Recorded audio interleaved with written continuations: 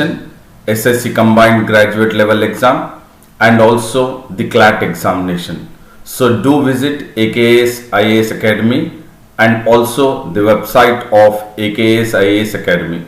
About me, I am Sandeep Bhushan Tumala, and my credentials are: I have 10 years of teaching experience for civil services.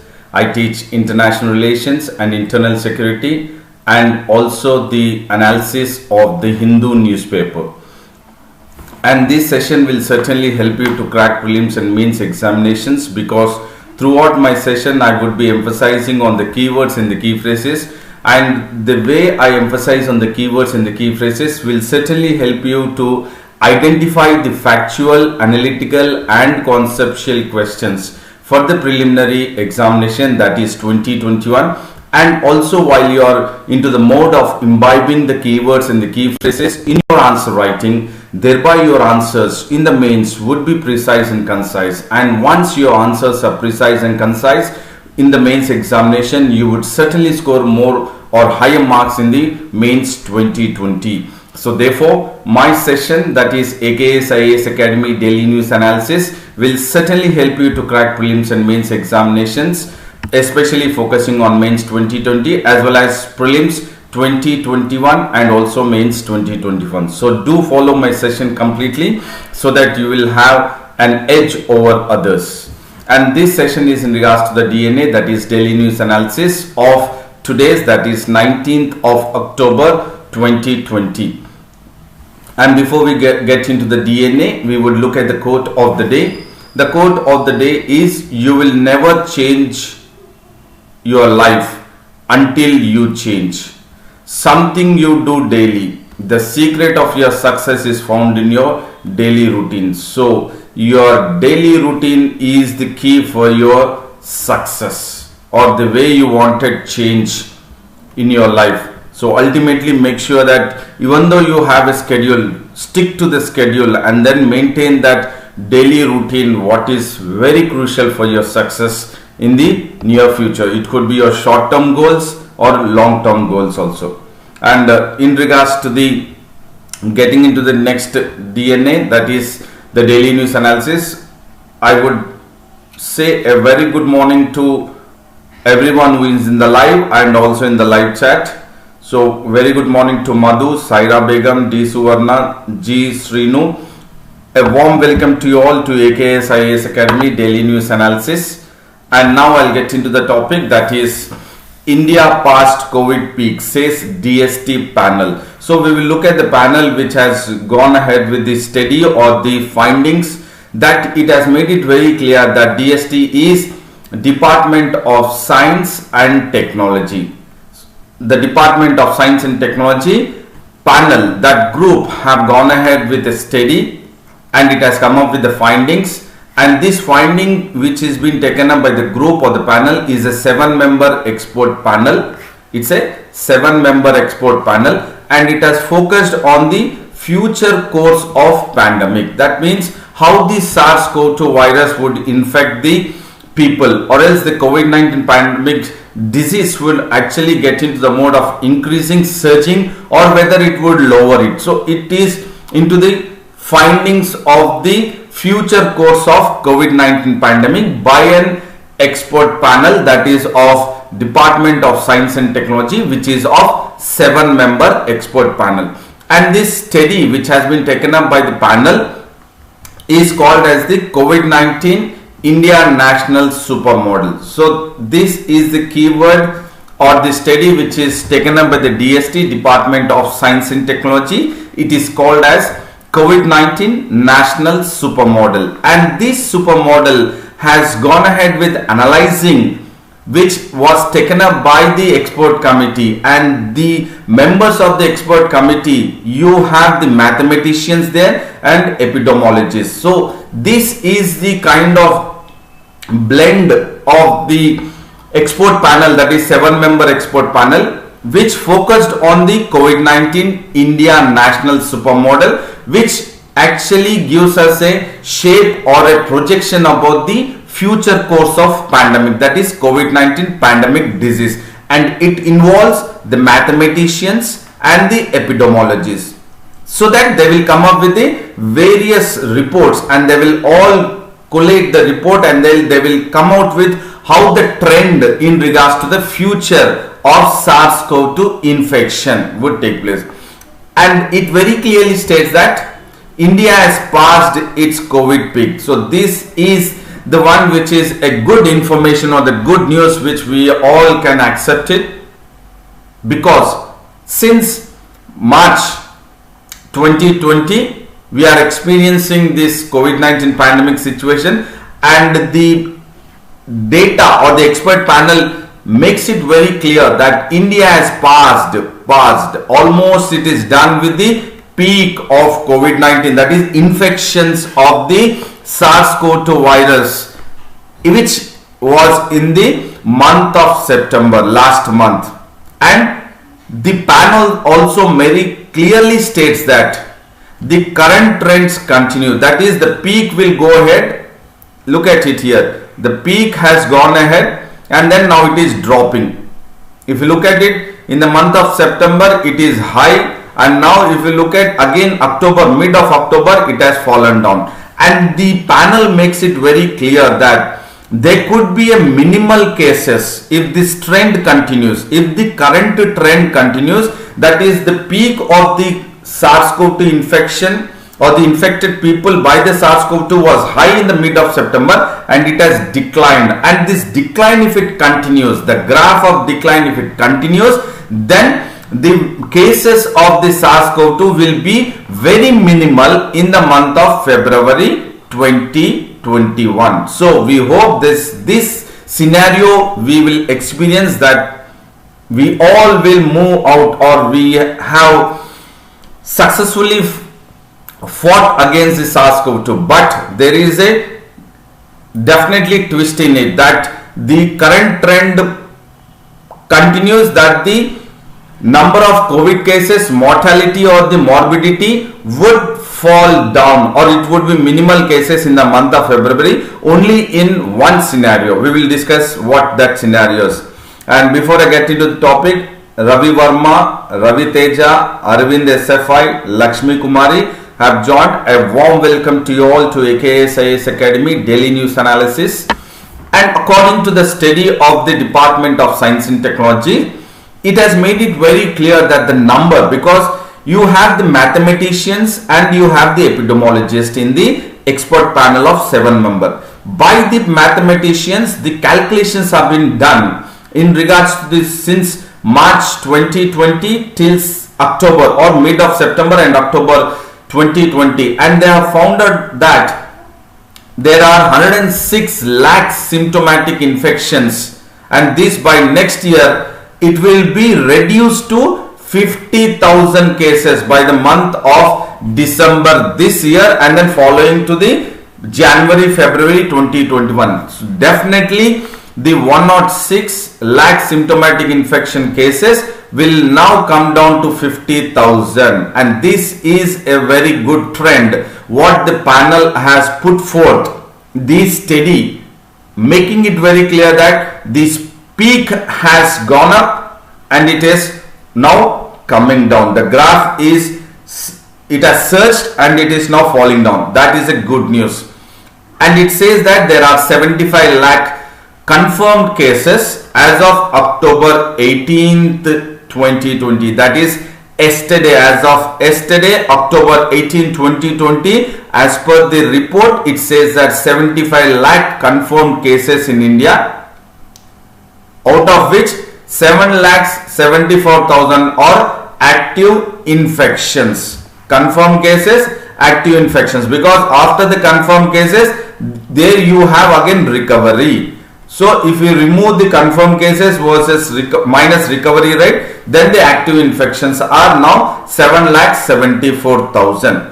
And the study also makes it very clear that this is, however, the data which has been projected by the study by the Department of Science and Technology is premised. What do you mean by premised? That is, and it could be an argument or a theory or an undertaking report, and it says that no spikes would trigger, but there is a possibility of spikes to trigger because of the festival seasons ahead, or any kind of mutation which, if at all it happens in the SARS-CoV-2 virus.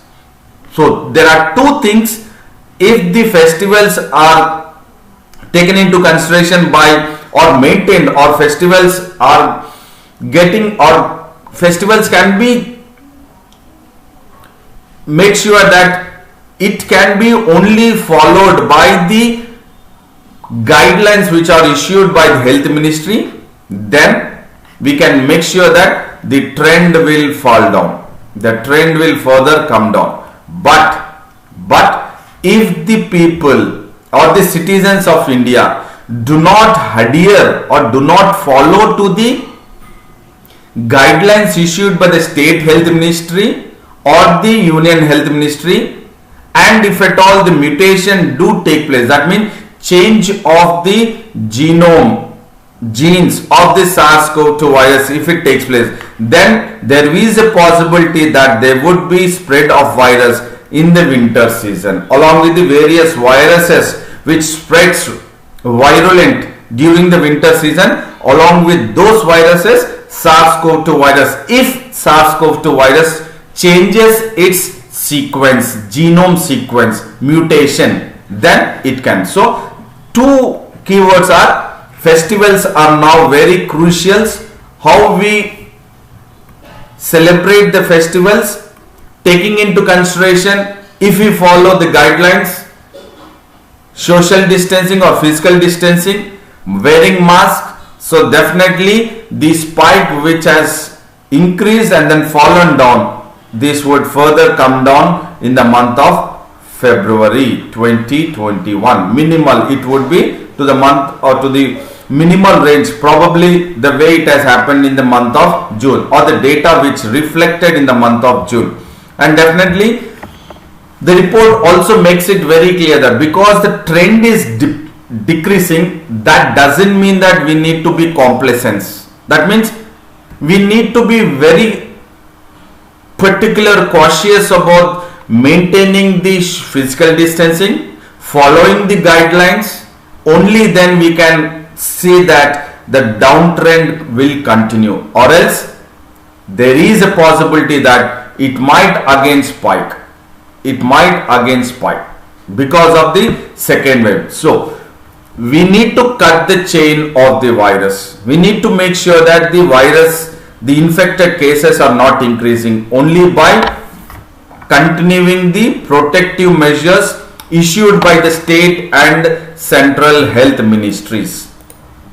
It is a very good sign. If you look at here, it has started in the month of June. So the red one is the 7-day average cases, and then the blue one is the 7-day average cases, and the red one is in regards to the 7-day average death cases. If you look at it, both the trends, the new cases and the death cases, have fallen down, and that we can maintain that only when we continue with the protective measures.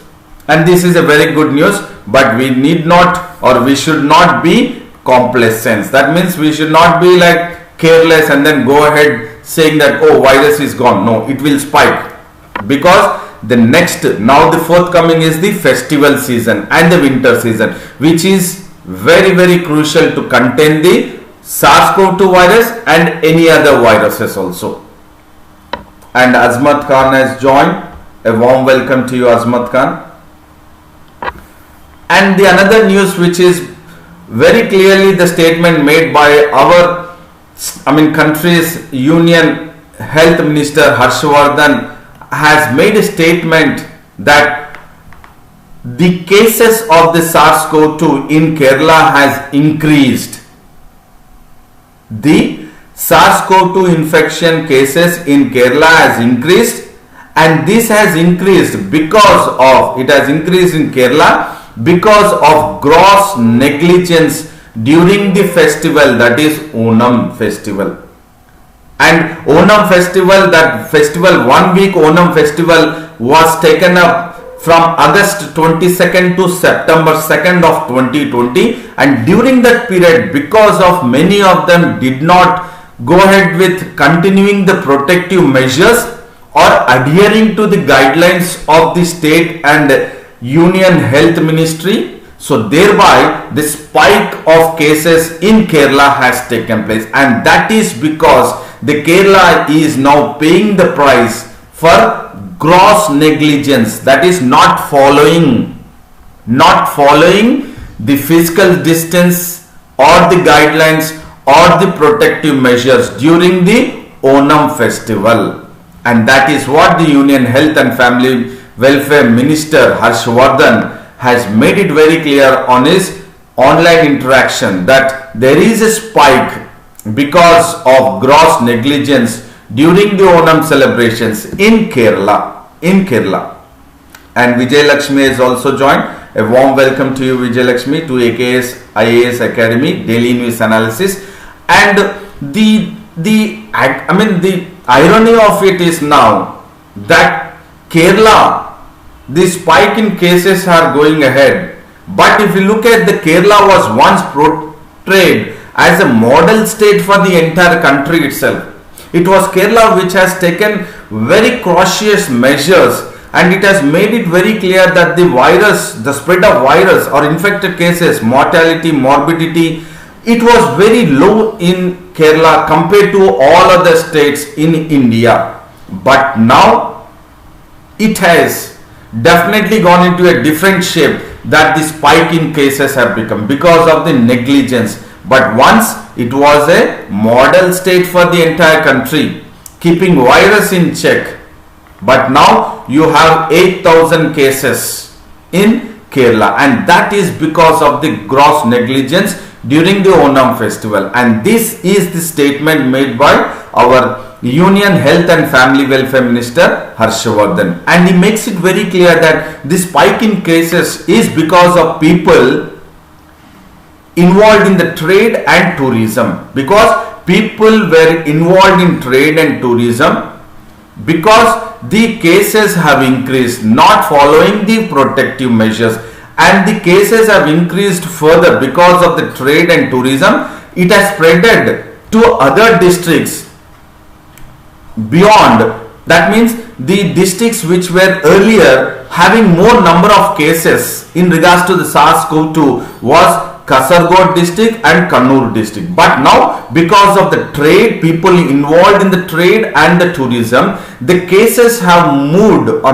There was more increase of cases not only in Kasaragod or Kannur, but it has spread to the neighboring districts also. Why? Because of trade and because of the tourism wherein people were involved, not really taking into consideration of the protective measures. And the epidemic curve of Kerala has changed completely from Onam festival, which was in the state during August and September. That is August 22nd to September 2nd was the Onam week, which was celebrated in Kerala, and this was because of the huge congregation at the festival times.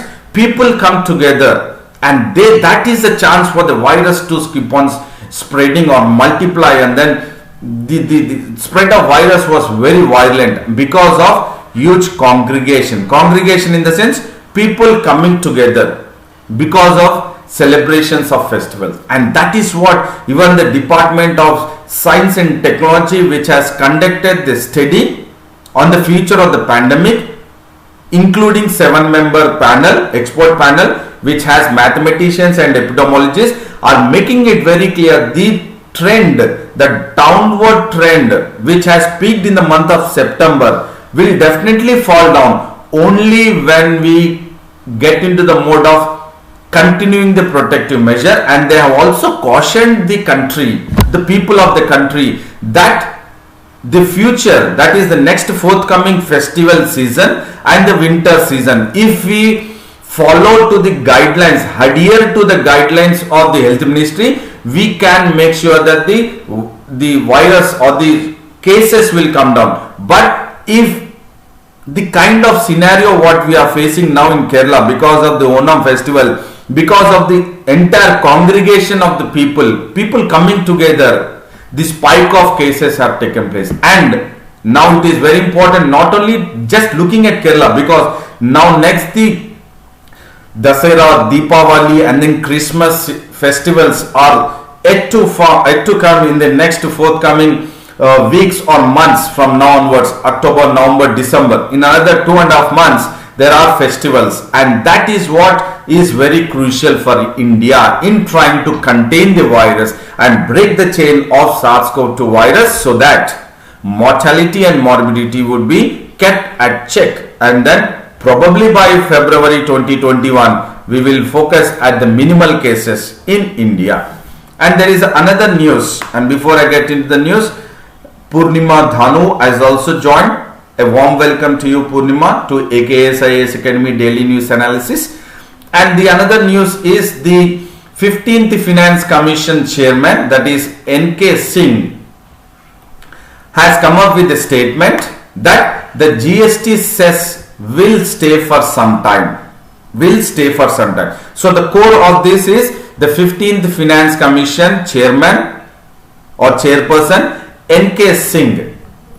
NK Singh has made it very clear that the GST cess will continue for further time. Actually, it was supposed to be winded up by 2021-2022, but because of the shortage of funds which the center has to pay it back to the states in regards to the GST compensation, that as it is unable to provide, or there is more of gap in maintaining the GST compensation revenue which the center has to give it back to the states.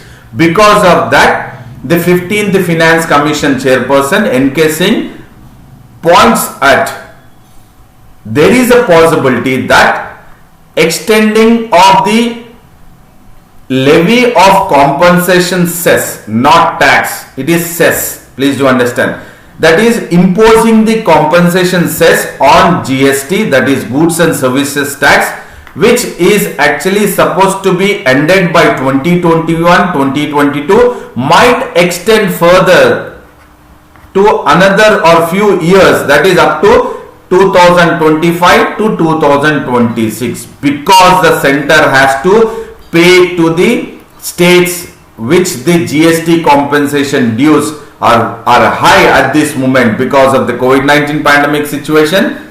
That is what the 15th Finance Commission Chairperson is hinting, that GST cess, which should be winded up by 2021-2022 on goods and services tax, will extend further for another few years, that is up to 2025 to 2026. So this is the key concept of GST cess, which would further extend as per the 15th Finance Commission Chairperson.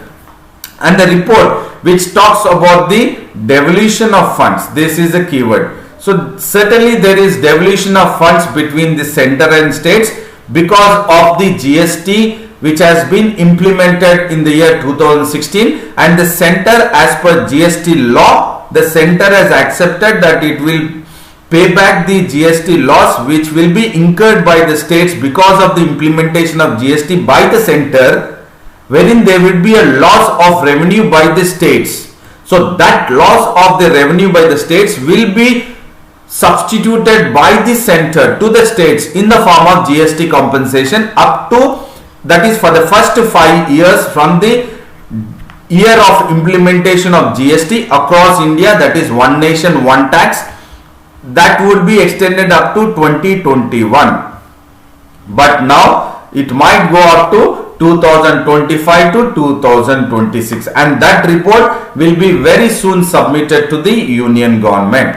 And this unpaid compensation dues by the center to the states is certainly, there is a mechanism which is being worked out for the state's revenue flow, so that the states can go ahead with taking up various welfare activities or financial activity in the states, and this calculation would be taken up beyond 2021 and 2022, and that is a core of the 15th Finance Commission Chairperson NK Singh making a statement or hinting that GST compensation cess on the goods and services tax. Please do understand, on the goods and services tax, which is supposed to be winded up by 2021, will extend up to 25-26. And now we will look at that there is a scenario which we have seen in the last week, that there was center versus state in regards to the GST compensation which the center has to provide it to the states. In turn, center was saying to the states to borrow the money, but states have said that we will not borrow the money. In turn, let the center borrow the money and pay back the GST compensation, the revenue gap, to the states. And in turn, when the states were ready, couple of states were ready to approach to the Supreme Court based on the GST law of 2016. So the center has said that fine, we will borrow the money and then pay it back to the states.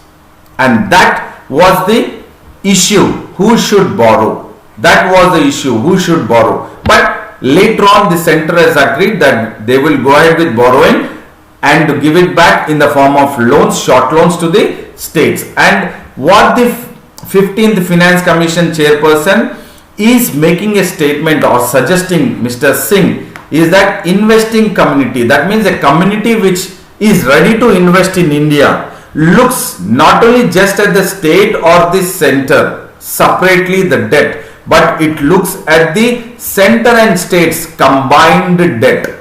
This is the keyword. The investing community will focus on the centers and state debt, that is in regards to what is the loan, what is the gap, what is the deficiency of financial situation. They will look at both and not disaggregated debt level, that is not separately. They do not look at separate debt levels of the center and state, but they focus in regards to the combined. Look at it, there is a very good explanation, conceptual understanding here. What Mr. 15th Finance Commission chairperson Singh has suggested, that the investing community will focus on the combined debt rather than disaggregated debt levels, and that is very crucial for you all in understanding the investing community, how they invest. And in regards to the GST compensation cess, this is levied or it is imposed on goods such as cars, aerated drinks, tobacco products, and they are all above the highest GST of rate 28%. So the goods which the GST is fixed, or the goods which are fixed in the rate which is of 28%, on those goods such as cars, aerated drinks and tobacco products, the GST cess imposing on these goods and services will be extended further to 2025 to 2026, which was earlier up to 2020 and 2021, and that is what the 15th Finance Commission is referring to, which at the initial first 5 years it said that it will compensate and the cess would continue only up to 2021, but because of the GST gap or GST compensation cess, the difference of the gap which the center has to repay to the states, now it will be extended further to GST cess. What is cess? It is the amount which is imposed on the cars, aerated drinks and tobacco products, which are a kind of luxury or a sin goods. You can take it as luxury or sin goods. That means which they are not supposed to be taken up, that is aerated drinks or tobacco products or sin goods, and the cars are the luxury. So they would be imposing this cess on that, these items which are under the rate of 28%, and the GST Council has decided to extend it further to meet this shortfall. This is the reason why they have extended, so that they meet the shortfall in the coming fourth year, and the cess shortfalls cannot be met by Consolidated Fund of India. This is very crucial and important. The GST cess shortfalls GST compensation cess or GST cess shortfalls cannot be met by from the Consolidated Fund of India. That is why the reason the GST Council or the 15th Finance Commission chairperson has hinted that this has to be raised, it has to be implemented through some kind of borrowing arrangements like the present one, wherein the center will borrow and then provide it to the states. And the issue is in regards to the sequence of borrowing. So this is the key word. What is the borrowing? Which sequence the center is following in regards to the GST compensation which the center has to pay back to the states as per the GST law. And we will look at another news wherein celebrating skinks. So this is a key word here, skinks, SKINKS. And as per the Zoological Survey of India, there are 62 species in India, and it is a home to these skinks which are having 62 species. And this, if we look at in India, there are around 33 species which are endemic, that is skinks. What are they? We will look at it. So these skinks are endemic. What do you mean by endemic? Endemic means the animals or the species which are found only in a particular area or particular people, among particular people or particular or certain area. When it is only confined to one area, then you call those species as endemic. Please do understand, this could be a very important keyword for the prelims or your better understanding point of view.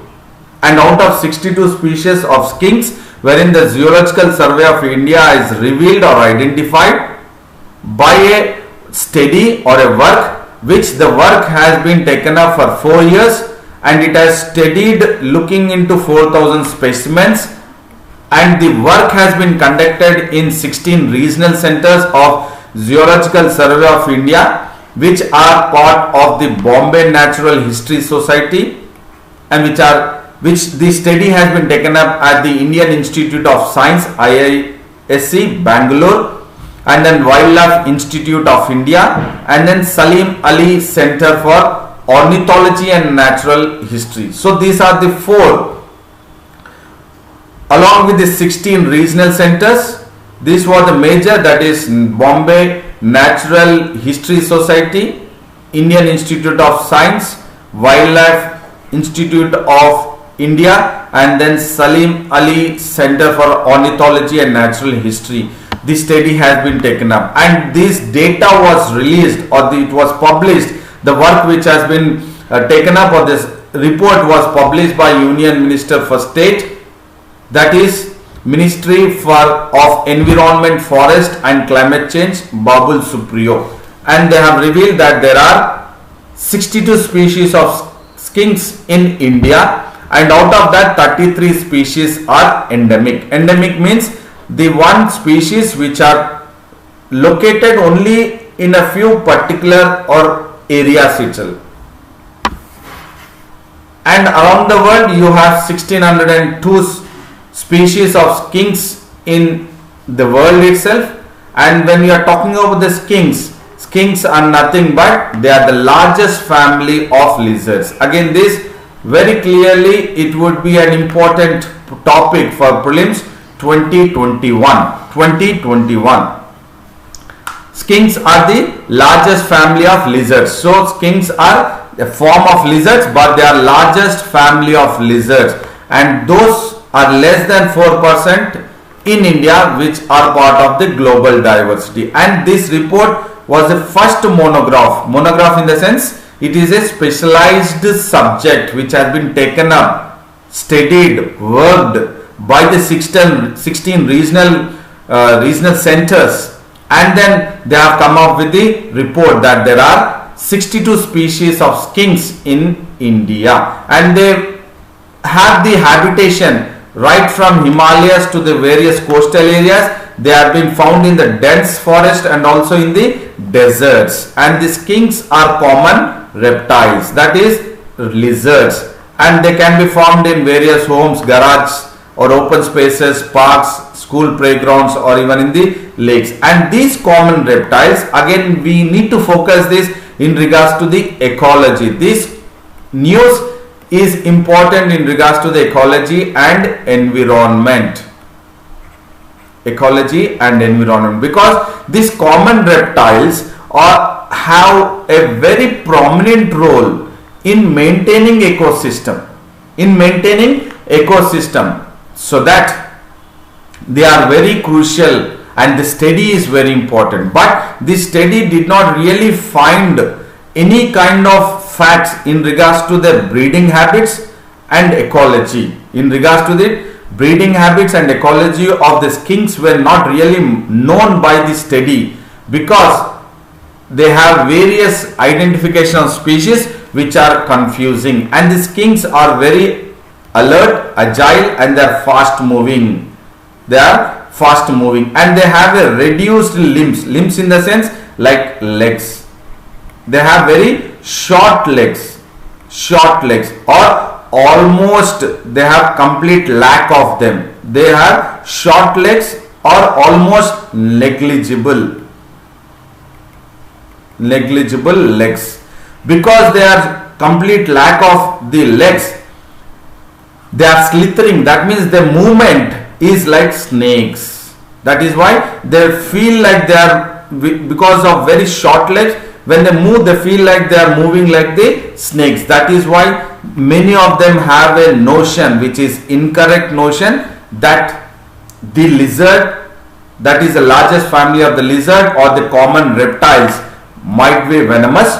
But as per the study and the scientists, they are not venomous, they are not harmful. So this is in regards to the skinks, which would be a very, very critical information for prelims 2021. And the another news which talks about China passes a law, and this law is to safeguard national security. So definitely China is very focused in regards to safeguarding their national security, and this is a sensitive technology.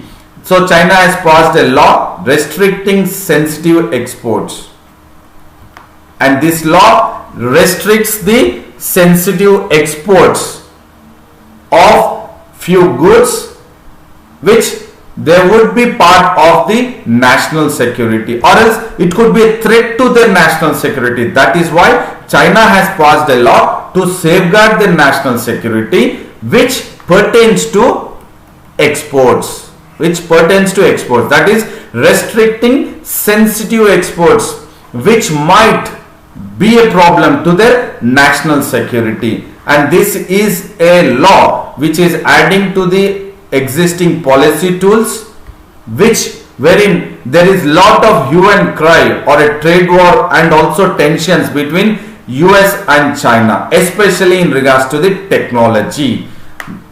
The tensions between US versus China, we have seen trade. Almost trade is now subsiding, and the one which is now the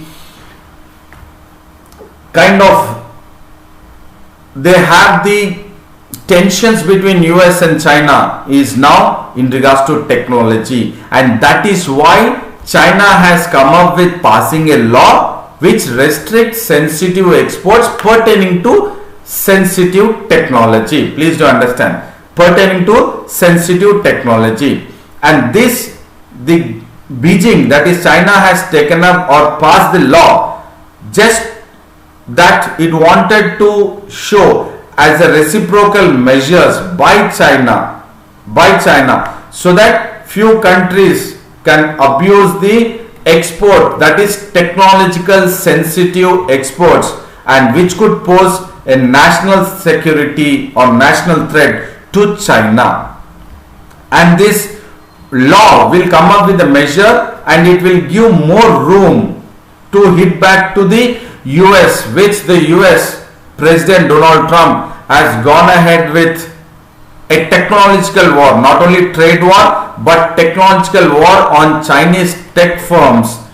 For example, TikTok, WeChat, Huawei, and then chip making semiconductor manufacturing international corp.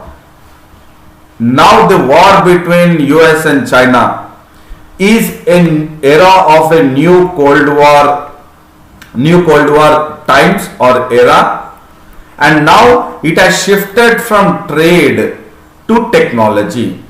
Please do understand this concept. It is gradually shifting from trade to technology. That is why China has come up with a passing of a new law so that it can safeguard its national security. And that is why now this news is very crucial, and this has formulated to safeguard its national security and interest, so that the tech exports, it will have a restriction catalog on the technological exports and unreliable entity lists. These are very crucial keywords. China has come up with a regulatory or else the kind of safeguard mechanism in regards to the technological exports and unreliable entity list. Unreliable, this is important. Unreliable, so you have a list which is unreliable entity list, and those unreliable entity list, they would be focusing, and then they will make sure that those exports, technological exports which will move out of the country and get into another country and pose a threat to the national security and national interest of China, they will make sure that they will not go ahead with exporting those technology. And we have seen in the month of September, China has come up with a new list, that is unreliable entities list. What we have spoken here, unreliable entities list, this has been taken up by China in the month of September itself, and this definitely, it is unreliable entities list. This concept is as seen as a weapon to retaliate US. Please do understand this linking. Probably you might just get hooked up there, but this is very crucial why the shift of the tensions between US and China from trade to technologies is taking place, and thereby in the month of September, China has come up with a long expected, it has launched a list that is called as unreliable entities list, and by coming up with this unreliable entities list, China is using this list as a weapon to retaliate US, which has used its own entity list. So this entity list is by US, unreliable entity list is by China. This is the crucial critical information which I am providing for your better conceptual and application part of how the trade war is gradually shifting towards technology war between US and China, wherein China has launched unreliable entities list, a group of list, wherein which will be part of it, that is which goods. We are talking about technology, which is in regards to the goods, exporting of goods. So China has come up with a list, that is unreliable entity list. Earlier itself, US has come up with a list that is called as entity list, and by entity list, US has shut down or it has closed the doors for the Huawei company, 5G Huawei company, and this is very crucial keywords. Entity list and the unreliable entity list of China. And in the month of August itself, China's Commerce Ministry has come up with various rules on technologies which has to be restricted for export, adding various civilians used to the list of unreliable entity list. Okay. Shirish Kumar has joined. Very warm welcome to Shirish. Ravi Verma has also joined. A warm welcome to you, Ravi Verma. And Ravi Verma has asked a doubt. Sir, unreliable entity list means, okay, unreliable is wherein China does not rely on XYZ goods which are exported to various countries, so that those XYZ goods which are exported to ABC countries wherein if it is exported from A, B, C countries, there would be a threat, national security or national threat to China. To China. To China. So this is unreliable. So they do not rely on the goods, wherein those goods which if enters into a country A, B, C, for example, now what China is taken up as those countries as US, and that will be a cause of concern for the national security and national threat to China itself. So they have come up with the various list which will be part of it, and now it is in regards to the tech exports, especially in regards to the technology which it wanted to export. But if it exports, if there is a threat to China, why? Because even India has also said that we do not wanted to import those technological or various apps. India also said, US also has done it. So we have also banned TikTok, or else almost initially 52 and then later on 100 plus, because we said that all these apps, somewhere they are other, they have the link to the People's Republic of China, wherein it will have a direct link to the People's Republic of China, and all the information will be passed to the People's Republic of China. That is the forces, China forces. Thereby, India has also banned. Now China has also come up with this unreliable entity list, wherein it could add few countries part of it. I think Ravi Verma, you have got the point, and Ramesh has also joined. Gaurav Naidu has also joined. A warm welcome to both of you to AKS IAS Academy Daily News Analysis. So this is very crucial when we are talking about in regards to the international relations, or also in regards to the global economy. Global economy, focusing on trade and technology. Trade and technology.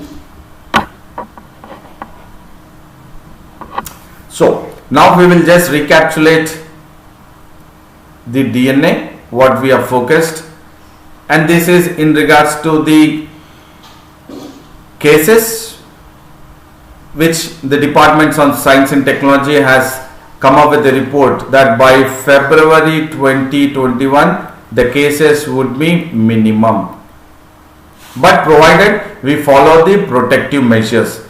And then because of the Onam festival week, now the cases have increased in Kerala, and this is because of the gross negligence during the Onam festival, wherein the health minister, Union Health Minister Harsh Vardhan has made it very clear. And this is in regards to the 15th Finance Commission. Chairperson has made it very clear the GST compensation or GST cess would continue further up to 2025 and 2026. So we have looked at what does cess means, which is included in the 28% list, and this is in regards to the schemes which we have focused, and this would be very crucial information for prelims 2021, taking into consideration of ecology and environment. And this is in regards to the international relations, again dynamic part, focusing on economy, global economy we are talking about. So this is how we have segregated the daily news analysis from various health point of view, and then in regards to the economy, and then ecology, and then international relations also.